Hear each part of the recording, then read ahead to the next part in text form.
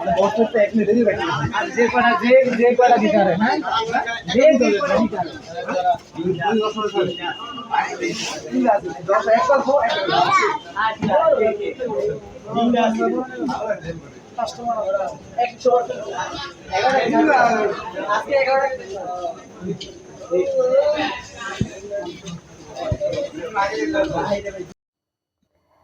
Kamalapur rail station রাত 12টার দৃশ্য আপনাদের সাথে শেয়ার করতেছি।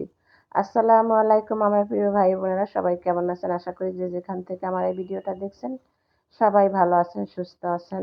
আমিও আপনাদের দোয়ায় বেশ ভালোই আছি। তো দেখুন, এই যে দেখলেন এখন কিন্তু বাজে রাত 12টা, আর দেখলেনই তো ব্রিজের উপরে কমলাপুর। আমাদের বাসা থেকে কমলাপুর রেল স্টেশনে আসতে কিন্তু বেশি দেরি লাগে না। রিক্সা থেকে ব্রিজের গোড়ায় নামলে ব্রিজটা পার হইলেই হচ্ছে কমলাপুর রেল স্টেশন। তো দেখুন রাত 12টার সময় কত জিনিসপাতি নিয়ে বসছে এখানে ব্রিজের উপরে। চতুর্দিকে কিন্তু অন্ধকার, কিন্তু এখানে বেশ কিছু জায়গায় লাইট আছে, আবার কিছু জায়গায় লাইট নাই। তো আসলে আমি তো জানেন আপনারা, এখানে আমি অনেক আসছি এবং আসি, কিন্তু আমি বেলায় এত রাত্রে আমি কখনো আসিনি। আজকে আমার এই প্রথম আসা। তো এটা কিন্তু ছিল আসলে ঈদের পরের দিন। সে পরের দিন কি ভিড় আর কি প্রচুর পরিমাণে মানুষ দেখেন। আর তাহলে ঈদের আগে কেমন ছিল এখন আপনারা ভাবেন। প্রচুর পরিমাণে এখানে মানুষ আসা যাওয়া করে এই ব্রিজটা দিয়ে, আর ওই দিক দিয়ে তো আসি, তা তো আর কোনো ধরা বাঁধা নিয়ম নেই। তো এই যে আমি ব্রিজের উপর থেকে একটু নিচে ভিডিও করছিলাম, দেখেন এই যে প্রচুর পরিমাণে আলো আছে, প্রচুর পরিমাণে যানজট, মানুষ অভাব নেই। ট্রেন অলরেডি 2টা আসছে, 2টা এখন আবার ছেড়ে যাবে। তো আমরা হয়েছে ব্রিজ পার হইয়া তারপর ওই পাশ দিয়ে নেমে থানার সামনে দিয়ে ভিতরে ঢুকবো। তো আপনারা কে কোন জায়গা থেকে ভিডিওটা দেখছেন প্লিজ আমাকে সুন্দর একটা কমেন্ট করে জানাবেন। আর এখন কিন্তু আমার ভিডিও আসলে একটু বড় হবে, কারণ আমি যেহেতু এখন প্রতিনিয়ত ভিডিও দিতে পারছি না, প্রচুর পরিমাণে ব্যস্ত থাকতে হয়। আর এই যে দেখেন, এই যে মেশিনটা দেখলেন, এইটা দিয়ে এই যে কন্টেনারগুলো আছে না স্টিলের, এইগুলা স্টিল না তো লোহা, এগুলো উপরে উঠানো হয়। এগুলা কিন্তু দিনের বেলা আসলে আসলে আপনাদের সাথে শেয়ার করতে পারতাম, কিন্তু এখন রাতের বেলা যেহেতু বন্ধ, রাতে তো আর কাজ চলে না, তো সেজন্য আর দেখাইতে পারলাম না। ইনশাল্লাহ দিনের বেলা একদিন আসবো আপনাদের দেখানোর জন্য। তো আসলে ভিডিওটা শুরু করলাম এখান থেকেই আজকে, যেহেতু আসলাম একটু আমার প্রিয় বন্ধুদের সাথে একটু শেয়ার করি। এই জায়গাটা মাশাআল্লাহ যদি সবাই চিনেন, না চিনে এমন কোনো মানুষ নাই। খিলগাঁও এবং মতিঝিল, কমলাপুর রেল স্টেশন, বিশ্ব রোডের এই পারে হচ্ছে খিলগাঁও, ওই পারে হচ্ছে কমলাপুর রেল স্টেশন, মতিঝিল, এই সমস্ত। তো এটা কিন্তু দূর না আমাদের বাসা থেকে। তো সেজন্য মাঝে মাঝে আর কি আসা হয়, অনেক কাজেও আসা হয়। আর আজকে তো আসলাম, এখন রাত 12টা বাজে। তো এই জায়গাটা প্রচুর অন্ধকার দেখেন, আর এই জায়গায় এত রাতে ফোন বের করা কিন্তু আসলে একটা রিস্কের ব্যাপার। এই জায়গাটা খুবই ভালো একটা জায়গা, বুঝছেন তো? আর বলবো না কিছু, যাই হোক, ঢাকা শহরে রেল লাইনের জায়গাগুলো খুব ভালো। বলবেন এখানে ভদ্রলোক থাকে খুব। আসলে আমার বাবার বাড়ি যেহেতু দক্ষিণাঞ্চলে, আমাদের কিন্তু এখানে আসা হয় না, কারণ আমরা তো আর রেলগাড়িতে যাতায়াত করি না। তো মাঝে মধ্যে যদি কোথাও বেড়াতে যাই, হয়তোবা তাদের দেশ উত্তরাঞ্চলে, হয়তোবা কুমিল্লা, নোয়াখালী, কক্সবাজার, চিটাগাং, এই সমস্ত জায়গায় হইলে তাহলে আমরা এখানে আসি ট্রেনে যাওয়ার জন্য আর কি। এছাড়া কিন্তু আমাদের এখানে আসা হয় না। আর এক আসা হয় যাতায়াতের পথে আর কি, মতিঝিল যখন যাওয়া হয় তখন আর কি এখান দিয়ে আসা হয়। তো এখন এই ব্রিজটা দিয়ে সোজা নিচে নেমে হাতের ডাইন সাইডে গেলেই হয়েছে স্টেশন। প্রচুর পরিমাণে ওখানে এখনো জ্যাম আছে, ভিড় আছে, মানুষ আছে। যেহেতু ঈদের পরের দিন, আজকে আরো মানুষ বেশি। আর আপনারা সবাই জানেন যে কোরবানির, এই যে দেখেন সামনে এমনি পরিষ্কার পরিচ্ছন্নই আছে। সামনে এই যে বাম পাশে হয়েছে থানা, আর ডান সাইডে হয়েছে স্টেশন। এই ডান দিক দিয়ে রাস্তা আছে, এখান দিয়ে ঢোকা যায়।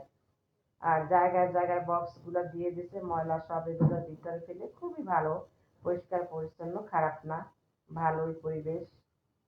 আর হইলো গিয়া আমরা যখনই আসি তখনই হয়তো ঘুরতে আসি, এমনিতে আমাদের এছাড়া কোনো আর কি কাজ করে না। আরেকটা কথা হলো, রোজার ঈদে কিন্তু ঈদের পরের দিন একদম রাস্তা ফাঁকা থাকে, কোনো মানুষজন কিছু থাকে না, আপনি ঘোরাফেরা করে খুবই আরাম পাবেন। কিন্তু কোরবানির ঈদে কিন্তু ঈদের পরের দিন, তার পরের দিন, তার পরের দিন, 3 দিন পর্যন্ত যানজট থাকে মানুষের। কারণ এই যে ঢাকা শহরে যে গরুগুলো জবাই করা হয়, এগুলোর মাংস কিন্তু আসলে যারা গ্রাম থেকে আসে গরিব মানুষ, তারা কিন্তু এই 3 দিন ধরে মাংস কালেক্ট করে, তারা অনেক কষ্ট করে এই মাংসগুলো তারা বিভিন্ন বাসা থেকে তারা কালেক্ট করে তারপর শেষে এক জায়গা করে, তারপর শেষে তারা এগুলা গ্রামের বাড়িতে নিয়ে যায়। এই যে দেখবেন, একটু সামনে গেলেই আপনারা খেয়াল করে একটু দেখবেন যে বস্তায় বস্তায় মাংস কিন্তু ভর্তি। এই মাংসগুলা নিয়ে তারা গ্রামের বাড়িতে চলে যাবে। তো সেই জন্যই আর কি কোরবানির ঈদে প্রচুর পরিমাণে ভিড় হয়। 3 দিন পর্যন্ত ভিড় থাকবে এখানে। শুধু মানুষ না, বস্তা আর বস্তা। যাই হোক, আর এমনিতে যারা যাওয়ার বাড়িতে কোরবানি দেওয়ার উদ্দেশ্যে যারা যায় তারা কিন্তু আগেই যায়, এবং যারা না দেয় তারাও যাবার যারা তারা আগেই যায়, এরকমের একটা আর কি ব্যাপার স্যাপার হয় কোরবানির ঈদে। আর এইবার তো দেখছেনই যে কোরবানির ঈদের পরের দিন, তারপর দিন কোনো বৃষ্টি হয় নাই, কিচ্ছু হয় নাই। প্রচুর গন্ধ, মানে রাস্তা একদম বেরই হওয়া যায় না, যে অবস্থা। তো আসলে আমরা এখানে আসছি মূলত একটা উদ্দেশ্য নিয়ে আসছি। আমরা কিন্তু এমনিতে আসি নাই, এত রাত্রে আমাদের আসা। এই তো আমার মেয়ে কক্সবাজার যাবে এই ছুটিতে, ও আগেই অনলাইনে টিকিট কেটে রেখেছিল, যেহেতু টিকিট পাওয়া যায় না। তো অনেক আগেই ও টিকিট ছাড়ার সাথে সাথেই কেটে রেখেছিল কক্সবাজার যাওয়ার জন্য, একটু ঘুরতে যাবে, সেই জন্য রোজার ঈদই যাওয়ার কথা ছিল, তো যায় নাই আর কি। তো এই ঈদে যাবে বলছে, সেই জন্য আগেই আর কি টিকিট কেটে রেখেছিল।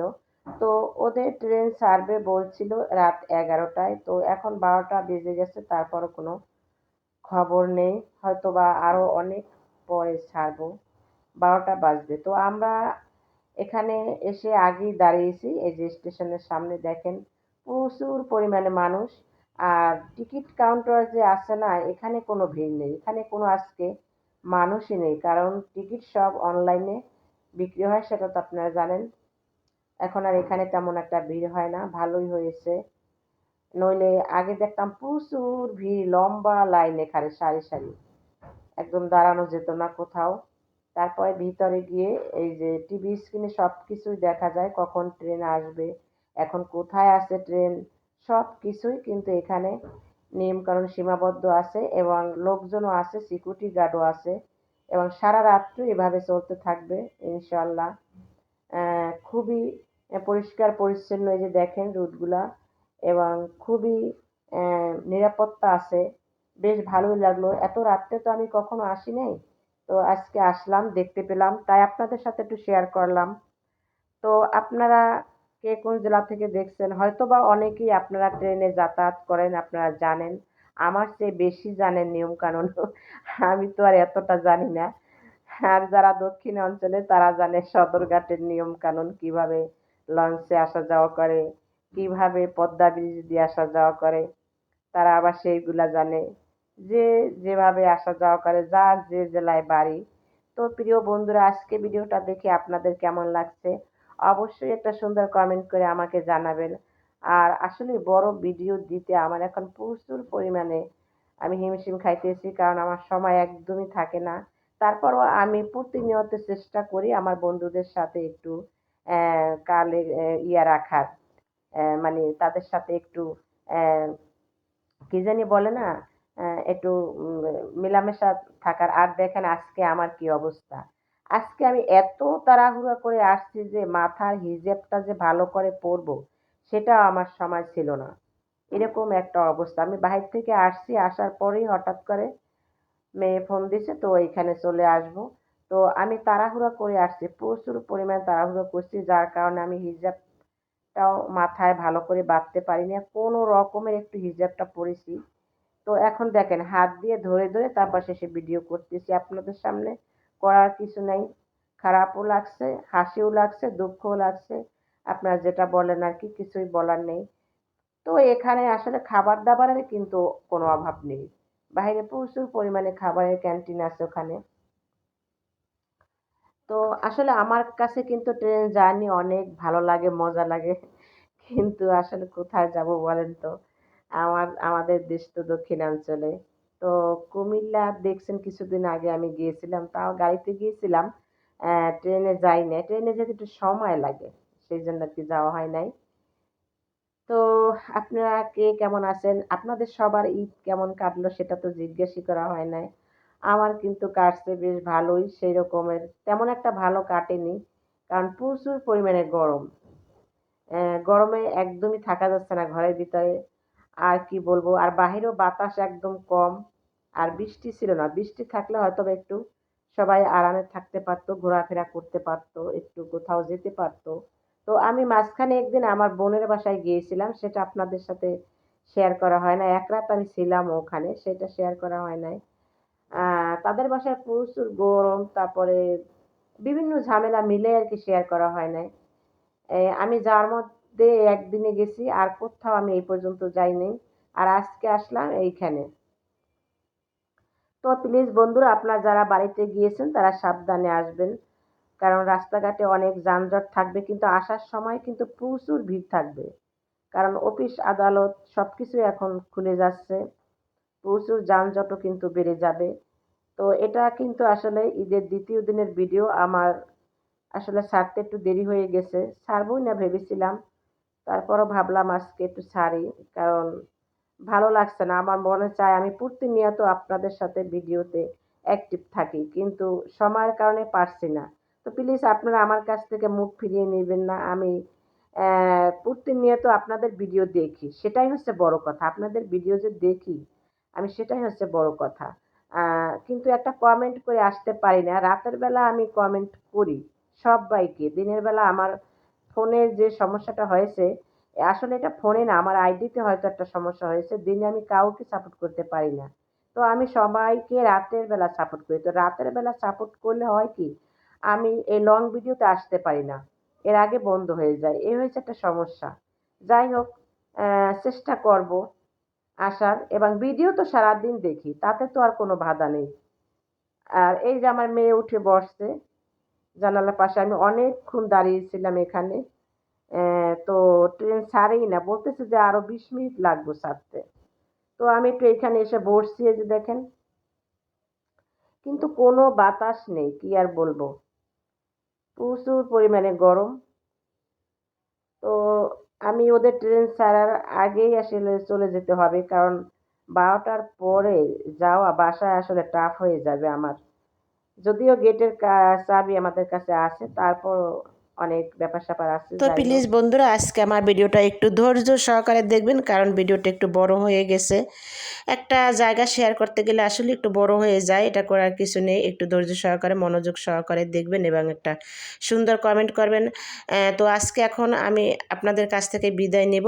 দেখা হবে আবার পরবর্তী অন্য কোনো ভিডিওতে। আমার জন্য দোয়া করবেন যাতে আমি আপনাদের সাথে অ্যাক্টিভ থাকতে পারি, সবসময় আপনাদের খোঁজখবর নিতে পারি। ভিডিও দেখে আপনারা টেনশন করবেন না। আমি প্রচুর পরিমাণে সবাইকে ওয়াচ টাইম দেই, আর কি বলবো।